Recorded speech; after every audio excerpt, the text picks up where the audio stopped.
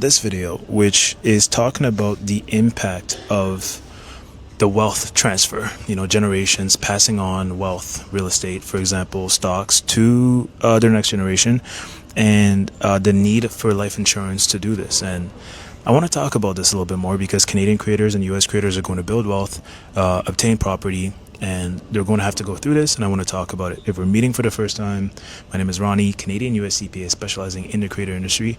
So you've been looking for a CPA that speaks directly to you. You found me. Diago's working. I'm over here in Vancouver. Let's talk about it. So this lady is Canadian, so it's important to understand the context of her video, because if you're a US creator seeing this, you'll know that with Step Up in Basis, you usually will not have an issue with a tax bill once your parents pass away, because you will obtain the property at the stepped up cost basis, wiping out any tax liability. But she's Canadian, I'm Canadian. I know exactly why she makes this video, because we do not have step up in basis. We have the opposite of step up in basis, which means that when we pass away, there's a deemed disposition of our assets. So yes, if you have a property that you bought for $200K and it is now $2 million and you did not sell it, at death, there is a deemed disposition as if you had sold it. So we have a capital gain regardless. Her solution is a decent one. A lot of wealthy people use this.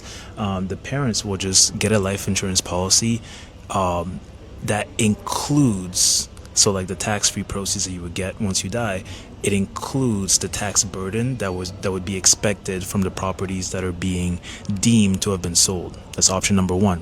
What I want to talk about is option number two, which is what wealthy people usually do, because they like to, one, have more control, two, give their kids a better financial and tax situation, and that is called estate freezes. What they're going to do is that they are going to ensure that they control the tax liability that they foot, so that their kids do not have to deal with the subsequent tax liability until they wish to do so.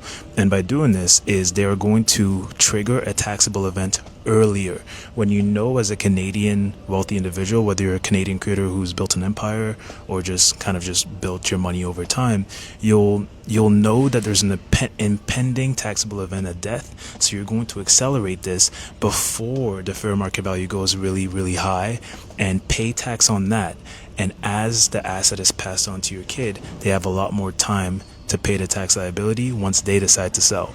I'll stop there. If you have any questions, let me know in the comments. Hope this helped. See ya.